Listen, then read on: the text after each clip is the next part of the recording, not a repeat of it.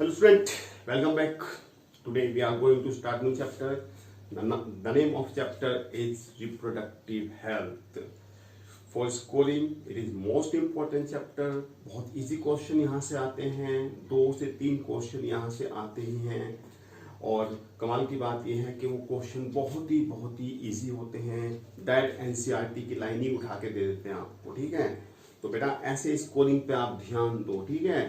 ये कुछ चैप्टर ऐसे होते हैं जहाँ से स्कोरिंग बहुत ज़्यादा हो सकती है, जैसे बायोटेक है, बायोटेक की स्कोरिंग हो सकती है। +2 को आपने मान के चलना है कि +2 से आपने स्कोरिंग करनी है, क्योंकि +2 तो आपका ठीक ठाक होता ही है। तो +2 को आपने मान के चलना है कि अगर +2 का 45% अगर 50% भी आ गया तो वो आपने बहुत ही अच्छे ढंग से कर लेना है, ठीक है। चलिए तो स्टार्ट करते हैं। चैप्टर में बहुत कम टॉपिक हैं, तो जरा देखते हैं क्या है। Match the column of contraceptive method with their mode of action. The pills, condom, vasectomy, copper T, prevent sperm reaching the cervix, prevent implantation, prevent ovulation, semen contain no sperm। देखिए यही topic यहाँ से बार बार होता है। एक topic आप पढ़ेंगे contraceptive device. Unwanted pregnancy को रोकने के लिए, अनवांटेड प्रेगनेंसी को रोकने के लिए जो डिवाइस यूज किए जाते हैं उनको हम कहते हैं कंट्रासेप्टिव डिवाइस। और ये बहुत टाइप के होते हैं। एक होते हैं नेचुरल मेथड। नेचुरल मेथड में सिर्फ रिप्रोडक्टिव सिस्टम की सिर्फ नॉलेज का होना ही जरूरी होता है, इसमें एक्चुअल हम कोई डिवाइस यूज नहीं करते हैं। एक होते हैं बेटा बैरियर मेथड होते हैं, एक हमारे पास में होते हैं केमिकल मेथड्स होते हैं, एक हमारे पास में क्या होते हैं वो जो स्टेरिलाइजर मेथड होते हैं, वासेक्टोमी टू एक्टोमी होती हैं, और एक हमारे पास में बेटा इमरजेंसी जो कंट्रासेप्टिव होते हैं वो होते हैं। तो यहाँ पर आपने नाम याद करना है। फिलहाल आपने याद करना है कि किस कंट्रासेप्टिव डिवाइस की कैटेगरी क्या है, क्या वो नेचुरल है, क्या वो बैरियर है, क्या वो केमिकल है, और उसके काम करने का तरीका याद करना कि वो ऐसा क्या करता है जिससे अनवांटेड प्रेगनेंसी से बचा जा सकता है। जरा देखते हैं। यहाँ बेटा पिल्स आप जानते हैं, ये छोटी छोटी टैबलेट्स की फॉर्म में हार्मोन्स होते हैं, ठीक है। ये छोटी छोटी जो है मेरे टैबलेट्स होती हैं। इसमें बेसिकली 2 टाइप के हार्मोन्स हो सकते हैं। एक टैबलेट ऐसी होती है जिसमें अकेला क्या होता है, अकेला प्रोजेस्टेरोन होता है, और कुछ टैबलेट ऐसी होती हैं जिसमें प्रोजेस्टेरोन और एस्ट्रोजन का कॉम्बिनेशन होता है। और पिल्स क्या काम करती है बेटा, पिल्स क्या काम करती हैं, जब किसी फीमेल को पिल्स खिलाई जाती है तो वो उसके बॉडी के अंदर बेटा प्रोजेस्टेरोन के लेवल को हाई रखती हैं।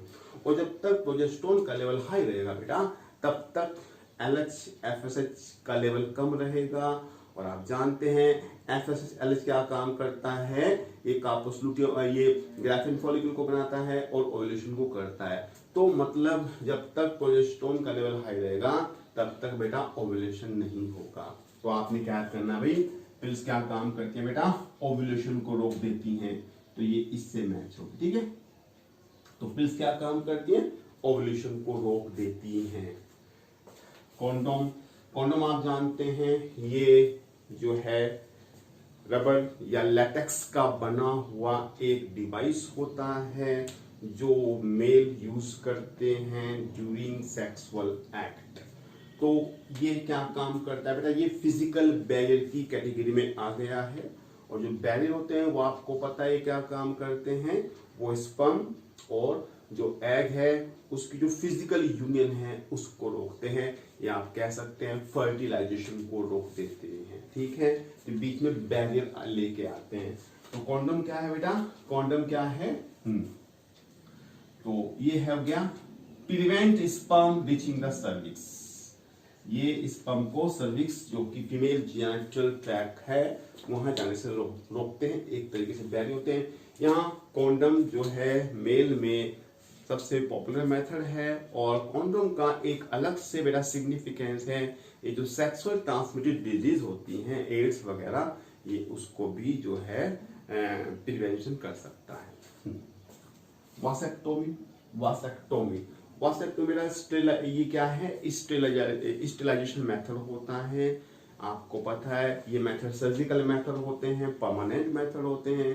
इसमें क्या होता है बेटा, जो गैमेट्स को लेके जाने वाली जो डक्ट्स होती है एक्चुअली उसको काट कर बांध दिया जाता है। मेल में बेटा वास डिफरेंशिया स्पर्म को लेके जाती है तो उसको कट और टाइट कर दिया जाता है दोनों तरफ की, ठीक है, दोनों तरफ की वास डिफरेंशिया को कट कर दिया जाता है।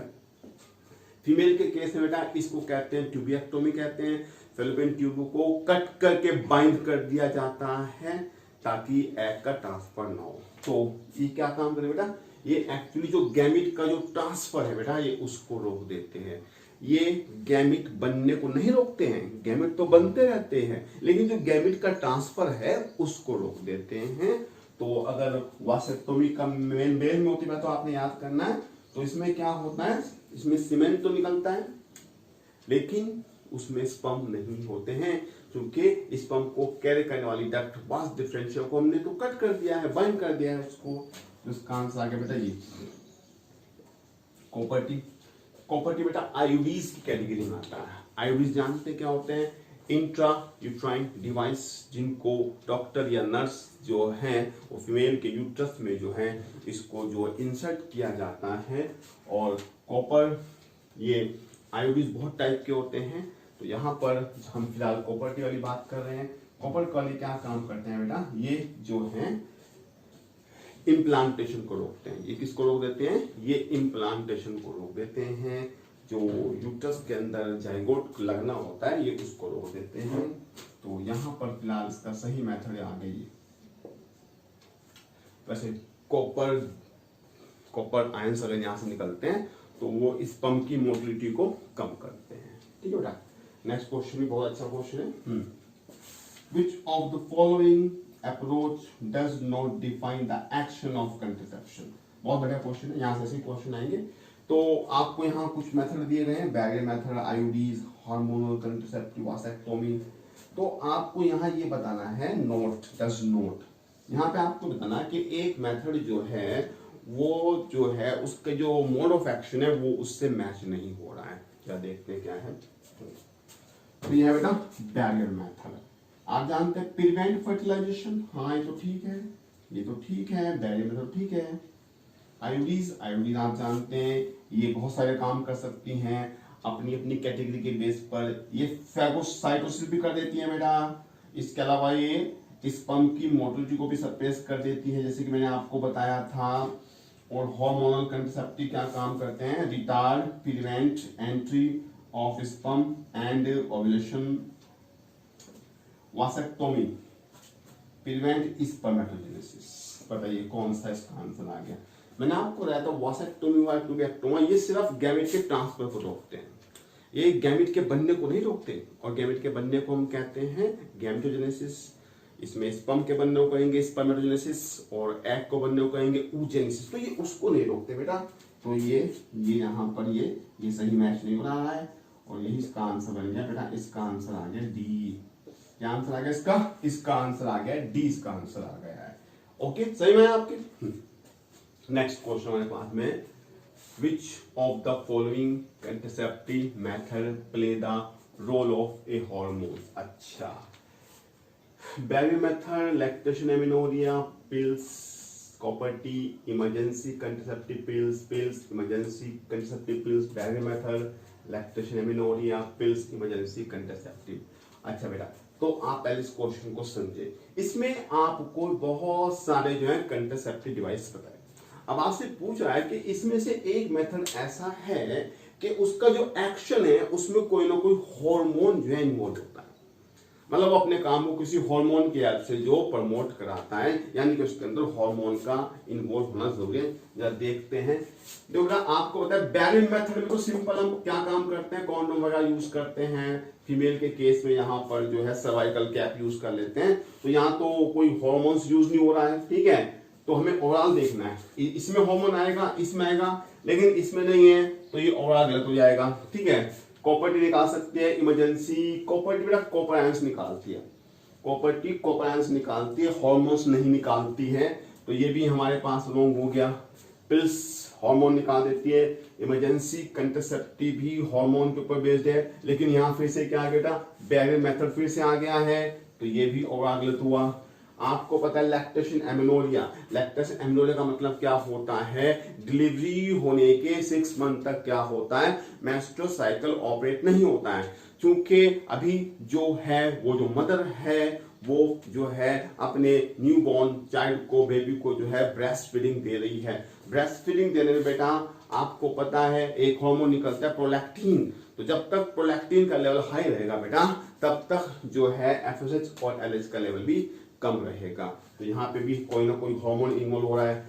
पिल्स आप जानते हैं, पिल्स में जो है एस्ट्रोजन और प्रोजेस्टेरोन का कॉम्बिनेशन होता है। इमरजेंसी कंट्रासेप्शन में बेटा हार्मोन्स का यूज होता है। तो इसका आंसर ये आ गया, ठीक है, तो इसका आंसर बेटा ये आ गया, तो ये इसका क्या आ गया, ठीक है। Next, select the hormone releasing intrauterine device, ठीक है। तो आपको पता है बेटा जो आईयूडीज है वो 3 टाइप के होते हैं, एक होते हैं हार्मोनल रिलीजिंग। हार्मोनल रिलीजिंग कौन से होते हैं उसके एग्जांपल याद करने आपको। हार्मोनल रिलीजिंग होते हैं बेटा, एक होता है LNG-20 और एक होता है प्रोजेस्टेरोन। एक कौन सा था, एक होता है कॉपर रिलीजिंग, उसके एग्जांपल पढ़ोगे आपने, कॉपर टी, कॉपर 7, मल्टीलोड 375। ये बेटा क्या काम करते हैं, ये कॉपर आयंस निकालते हैं। कॉपर आयंस क्या काम करते हैं, स्पर्म की मोटिलिटी को, स्पर्म की चलने की स्पीड को कम कर देते हैं, उसमें हाइड्रेस कर देते हैं वो, ठीक है। और एक होता है नॉन मेडिकेटेड। नॉन मेडिकेटेड में आते हैं लिप्स लूप आते हैं बेटा आपके, और वो क्या काम करते हैं, वो फेगोसाइटोसिस कर देते हैं। तो आपने आईयूडीज को भी याद करना है, कैटेगरी वाइज के एग्जाम्पल क्या है और उसके काम करने का तरीका क्या है। तो फिलहाल तो हमें क्या देखना बेटा, फिलहाल तो हमें देखना है कि हार्मोन वाला कौन सा है। तो आपको मैंने बता दिया ये हार्मोन वाला ये है, ठीक है, तो इसका आंसर ये आ गया, ठीक है। मल्टीलोड तो कॉपर रिलीजिंग है, ठीक है। लिप्स लूप नॉन मेडिकेटेड है और वॉल्ट तो खैर ही नहीं यहाँ पर, ठीक है।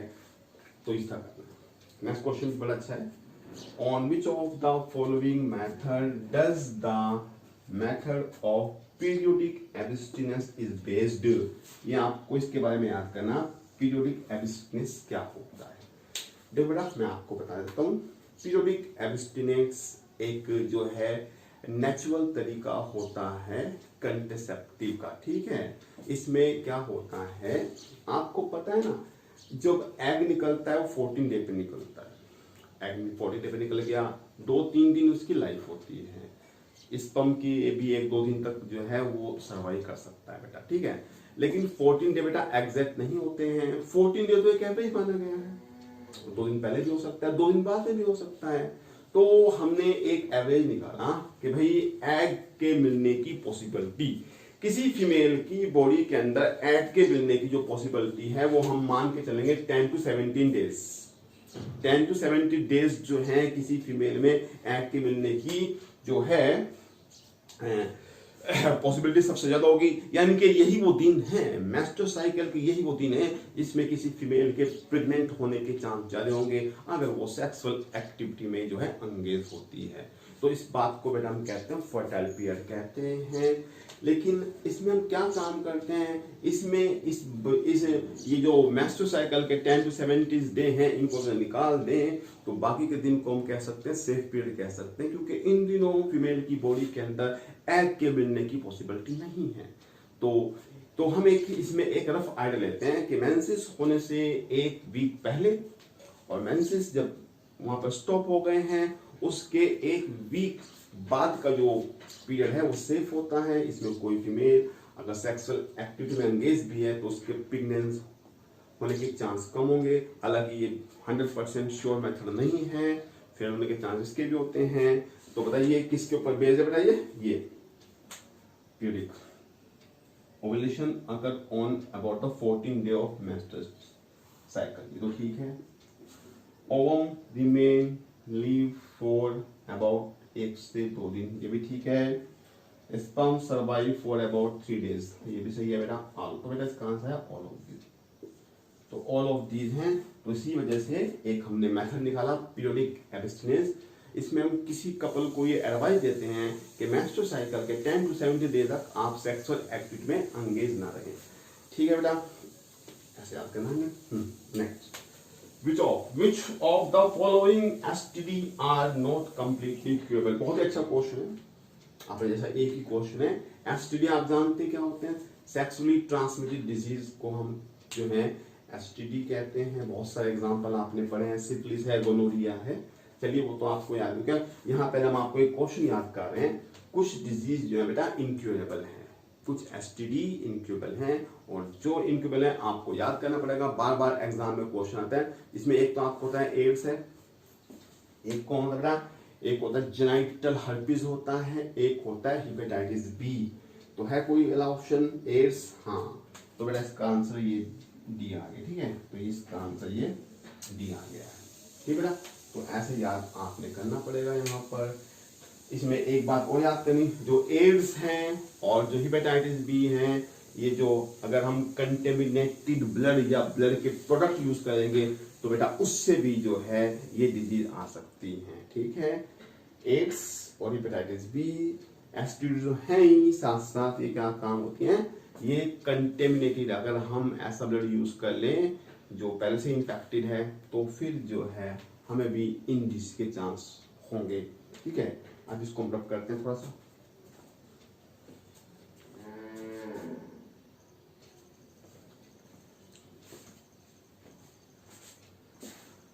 नेक्स्ट क्वेश्चन है, विच of the following pair is not correctly match. ठीक है, आपको यहाँ पर कुछ पेयर बना के दिए हैं। किसके हैं ये? Syphilis, gonorrhoea, syphilis, gonorrhoea, sleeping sickness, plague. अच्छा, यानी कि ये आपको कुछ डिजीज के नाम दिए गए हैं और उसका जो पैथोजन है, जो उसका पॉजिटिव एजेंट है, उसके नाम जो है आपको दिए गए हैं। बेसिकली यहाँ एसटीडी वाले हमें याद करने पड़ेंगे। तो देखते हैं क्या है। सिफिलिस, देखिए एक्चुअली सिफिलिस क्या होता है, एक एसटीडी है और ये बैक्टीरिया से होती है। उसका नाम याद करना पड़ेगा आपको। बैक्टीरिया का नाम होता है ट्रिपोनीमा पैलिडियम। ट्रिपोनीमा पैलिडियम से जो है सिफिलिस होता है। तो ये इसका रॉन्ग मैच है और यही जो है हमारा आंसर आ गया है। इसके बाद में याद करना, गोनोरिया जो होता है वो भी एक बैक्टीरिया से होता है जिसका नाम है निस्सेरिया गोनोराई। ये ठीक है, ठीक है, हमें तो रॉन्ग ढूंढना है ना, हमें तो रॉन्ग ढूंढना है। तो ये हमारा रॉन्ग है। ठीक है, तो यही हमारा आंसर आ गया। स्लीपिंग सिकनेस आप जानते हैं एक टिपेनोप्रोजोन होता है, टिपेनोसोमा गैम्बीन्स। उससे अफ्रीका में क्या होता है, एक डिजीज हो जाती है जिसका नाम है स्लीपिंग सिकनेस डिजीज। और इसका वेक्टर कौन है? इसका वेक्टर होता है सिसिफ्लाई। प्लेग, प्लेग जो है एक बैक्टीरिया से होता है जिसका नाम होता है यर्सीनिया पेस्टिस।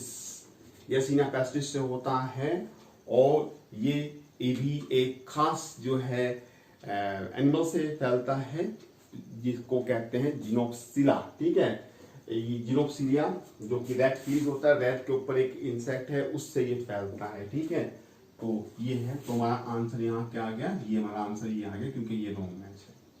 ठीक है, नेक्स्ट क्वेश्चन है, विच of the following is the wrongly match. अच्छा, ये क्वेश्चन क्या है? IUI, gift, ICSI, ZIFT। तो हम समझ गए ये क्वेश्चन उठाया गया है ART से उठाया गया है। ART बहुत इंपॉर्टेंट है, आपको याद करना पड़ेगा। ART होता है असिस्टेड रिप्रोडक्टिव टेक्निक। देखिए कुछ कपल क्या होते हैं, इनफर्टाइल होते हैं और वो जो है ऑफस्प्रिंग को प्रोड्यूस नहीं कर सकते। बहुत सारी इसके कॉज हो सकते हैं। फिर इन्हीं कोर्स को ध्यान में रखते हुए मेडिकल साइंस ने कुछ ऐसी जो है मॉडर्न टेक्निक बना ली है कि हम जो है इन इनफर्टाइल कपल की हेल्प कर सकते हैं और जिससे ये भी जो है कंसेव हो जाता है, मतलब यहाँ पे जो है प्रेगनेंसी हो जाती है। वैसे तो आपने बहुत सारी पढ़ी टेक्निक पढ़ी होंगी। तो एक टेक्निक आप जानते हैं, टेस्ट ट्यूब बेबी होता है जिसे कहते हैं IVF, इन विट्रो फर्टिलाइजेशन होता है।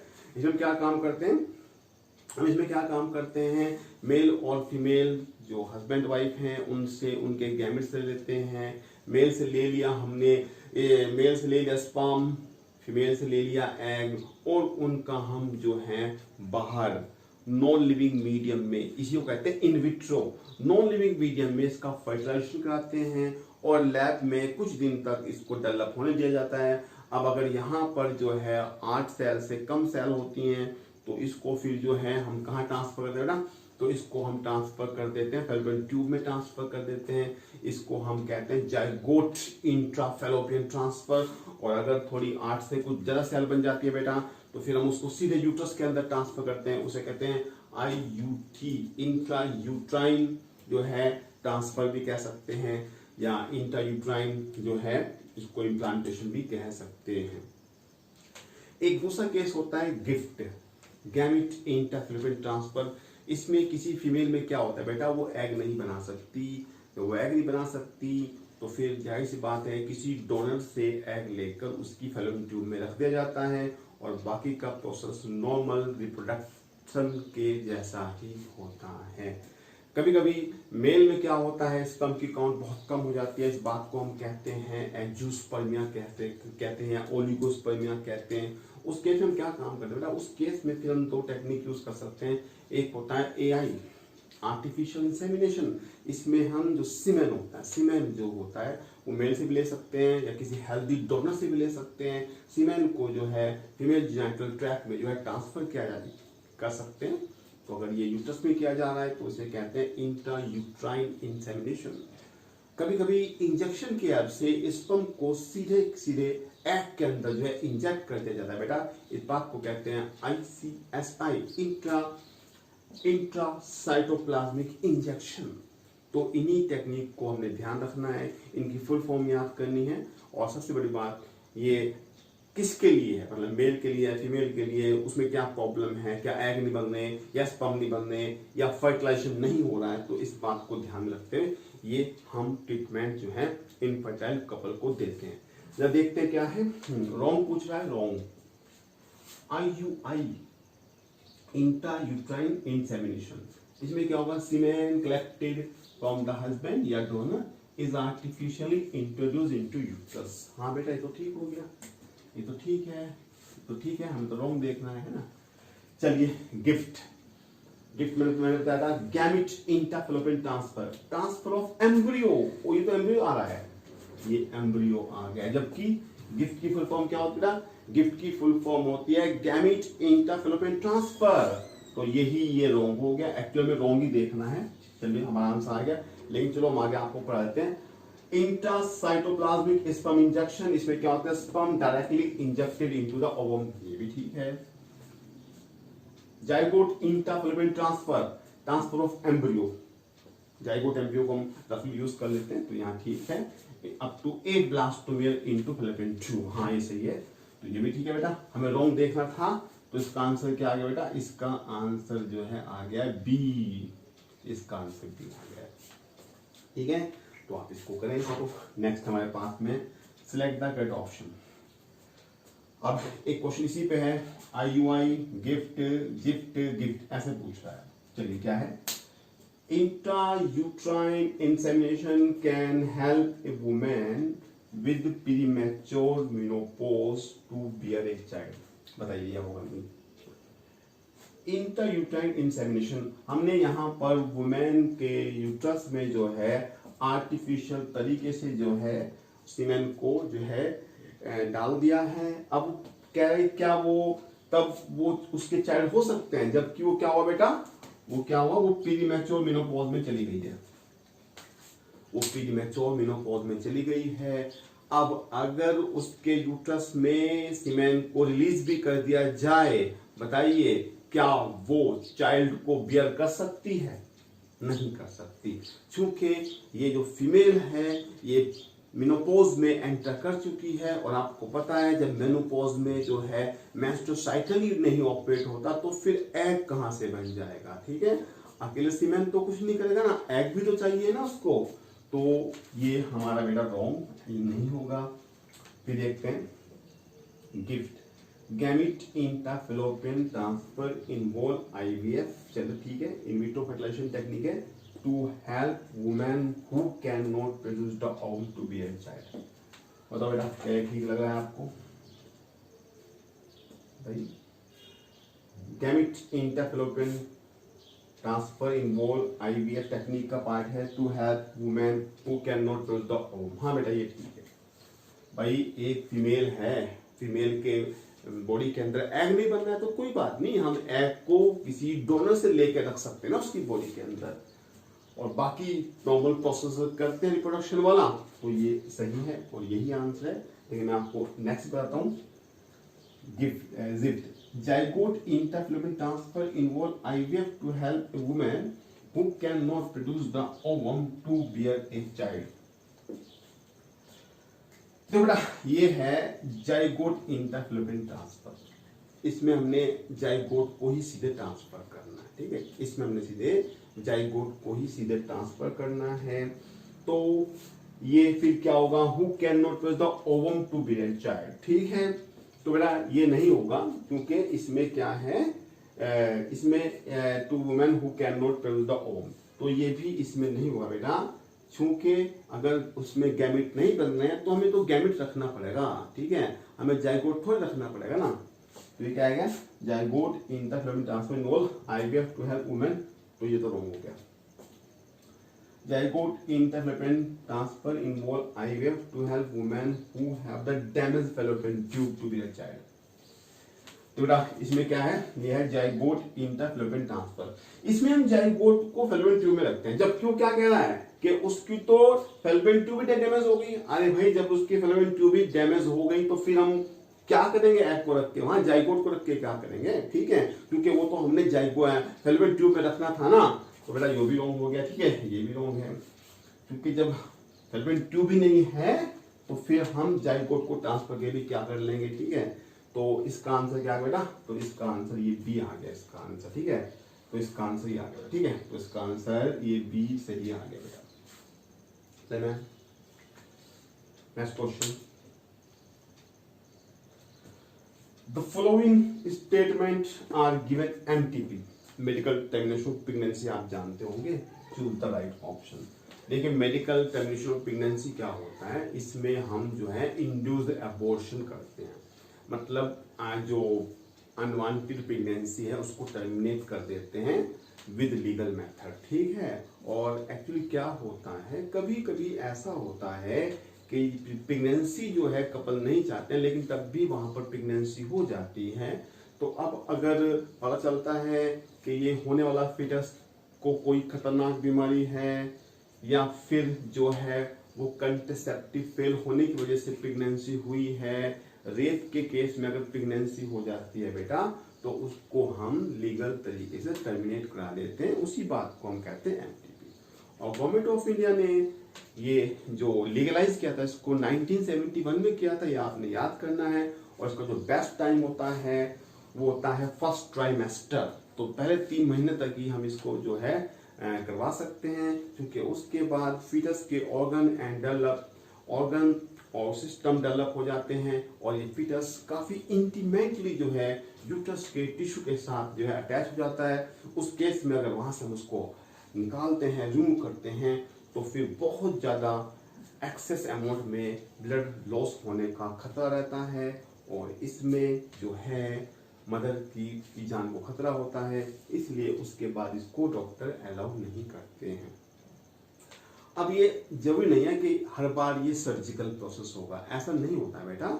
हम सिंपल 1-2 टेबलेट खिलाकर भी ये अनवांटेड प्रेगनेंसी को जो है हटा सकते हैं। तो आप दिमाग में से ये बात निकाल दें कि एमटीपी जो है बेटा हमेशा जो है वो सर्जिकली प्रोसेस होता होगा। हाँ, लेकिन इसके लिए वेल क्वालिफाइड जो मेडिकल प्रोफेशनल होते हैं उनका होना बहुत जरूरी होता है। तो जरा देखते हैं कौन कौन से ठीक है। The following statement are given MTP. Choose the right option. देखते हैं कौन सा है। MTP are generally advised during the first trimester. हाँ ठीक है, ये बात बिल्कुल ठीक है, क्योंकि उसके बाद जो है वो फिटस काफी जो है बन जाता है और उसको वहां से रिमूव करना फिर खतरे से खाली नहीं होता है। MTP are used as contraceptive method नहीं, MTP जो है कंट्रासेप्टिव का कोई तरीका नहीं है। ये तो तब हम यूज करते हैं जब किसी कंट्रासेप्टिव डिवाइस के फेल होने से प्रेगनेंसी हो गई हो, रेप के केस में प्रेगनेंसी हो गई हो, तो तब हम इसकी परमिशन देते हैं, अदरवाइज नहीं। MTP are generally surgical, always surgical नहीं, ऐसा कुछ नहीं है। हम चाहें तो 2-3 टैबलेट खिलाकर भी जो है अनवांटेड प्रेगनेंसी को जो है टर्मिनेट कर देते हैं। इसमें हमेशा सर्जिकल प्रोसेस की कोई जरूरत नहीं होती। MTP require assistance of qualified medical professional, हाँ ये तो है ही, ठीक है। तो कौन कौन से ठीक हुआ, एक फर्स्ट हुआ एक फोर्थ हुआ, है कोई ऑप्शन, हाँ ये आ गया, तो इसका ये बन गया, ठीक है। चलिए अब एक क्वेश्चन बहुत इंपॉर्टेंट है, ये क्वेश्चन जो है हम करने वाले हैं ये यहाँ पर, in context of amniocentesis which of the following statement is incorrect. अच्छा ये बात कर रहा है एमिनोसेंथेसिस के बारे में बात कर रहा है। आपको पता है ना, आपको पता है जो फीटस होता है वो एक फ्लूइड के अंदर तैयार होता है, उसको कहते हैं एमनियोटिक फ्लूइड कहते हैं, ठीक है। और इस एमनियोटिक फ्लूइड में जानते क्या होता है, इसमें फीटस की सेल होती है। अब सेल हो तो न्यूक्लियस भी होगा, न्यूक्लियस है तो क्रोमोसोम भी होंगे। तो बेटा एमनियोसेंथेसिस में क्या काम करते हैं, फीटस की एमनियोटिक फ्लूइड से फीटस की सेल को निकाल लिया जाता है, उसको कल्चर करके उसके क्रोमोसोम का एनालिसिस करते हैं। मतलब ये सारा प्रोसेसर जो है वो क्रोमोसोम के एनालिसिस पे चलता है और हम इससे वही डिजीज का पता लगा सकते हैं जहां पर नंबर ऑफ क्रोमोसोम थोड़े चेंज हो रहे हो। मतलब हम जैसे क्रोमोसोम चेंज हो, जैसे डाउन सिंड्रोम है, क्लाइनफेल्टर सिंड्रोम है या टर्नर सिंड्रोम है, तो उसी केस में जो है हम उन बीमारी का पता लगा सकते हैं। वैसे तो क्योंकि ये क्रोमोसोम के ऊपर बेस है तो इससे मेल और फीमेल चाइल्ड का भी चल जाता है पता, लेकिन डॉक्टर जो है उसको, जो कपल है उसको नहीं बताते हैं, ठीक है। क्योंकि पहले ऐसा होता था कि डॉक्टर बता भी देते थे कि भाई ये मेल है फीमेल है, तो बहुत सारी जगह ये पाया गया कि वो फीमेल जो फीटस है उसको टर्मिनेट करा देते थे। और इस चक्कर में क्या हुआ, बहुत सारे स्टेट में जो मेल फीमेल रेशो होना चाहिए था वो बहुत ज्यादा बिगड़ गया। इसमें नंबर 1 है हरियाणा, दूसरे नंबर पर राजस्थान, तो बाद में इसको फिर बैन कर दिया गया। तो यहाँ आपने याद करना है एमनियोटिक फ्लूइड यूज करते हैं और ये क्रोमोसोम बेस के ऊपर होता है। और उसमें देखते क्या है, अभी तो आप फिलहाल याद कर लेंगे, इसमें क्या चीज देखते हैं, क्रोमोसोम देखने के लिए एक्चुअली किस चीज को देखते हैं, वो बार बॉडी को देखते हैं, बार बॉडी को देखते हैं। आपको पता है ना कि फीमेल के केस में एक क्रोमोसोम जो है इनएक्टिवेट हो जाता है कुछ टाइम के लिए, तो उसको हम बार बॉडी कहते हैं। तो इसमें एक्चुअली बार बॉडी को देखा जाता है। जब देखें कौन सा ठीक है, it is usually done when a woman is between 4 to 16 week of pregnant. हाँ ये ठीक है, तभी देखते हैं क्योंकि तब तक डेवलपमेंट चल जाता है। It is use for prenatal sex determination. बेटा यूज तो हम कर लेते हैं कोई बात नहीं, लेकिन डॉक्टर डिस्क्लोज नहीं करेगा तो ये इसको ठीक मानेंगे हम, ठीक है। It can be use for detection of down syndrome. हाँ डाउन सिंड्रोम मैंने बता दें आपको, जहां पर नंबर ऑफ क्रोमोसोम में चेंज होने की वजह से जो बीमारी आती है वो हम वहां सक्सेसफुल हो जाता है। जैसे डाउन सिंड्रोम है, क्लाइनफेल्टर सिंड्रोम है। और it can be use for detect of cleft palate. बेटा क्लेफ्ट पैलेट जो है ऐसी डिजीज नहीं है तो जन्म से, लेकिन इसमें नंबर ऑफ क्रोमोसोम चेंज नहीं होते, इसमें नंबर ऑफ क्रोमोसोम तो सेम रहते हैं, बस वो जीन कुछ रिसेसिव हो जाते हैं, जिसकी वजह से जो पैलेट होता है, जो बकल कैविटी जो रूफ होती है, उसका डेवलपमेंट प्रॉपर नहीं हो पाता। तो इसका पता इस टेक्निक से हम नहीं लगा सकते, तो यही गलत हुआ और यही हमारा आंसर आ गया। तो इसका आंसर डी हो गया। तो ठीक है स्टूडेंट, ये चैप्टर भी आपका पूरा हो गया है, ठीक है। इस चैप्टर में इतना ही है, ज्यादा एक्स्ट्रा आपको करने की कोई जरूरत नहीं है, जितना कराया उतना कर लीजिए, ठीक है। तो मिलते हैं आपसे एक नई वीडियो में नए लेक्चर के साथ, ठीक है। तब तक के लिए बाय।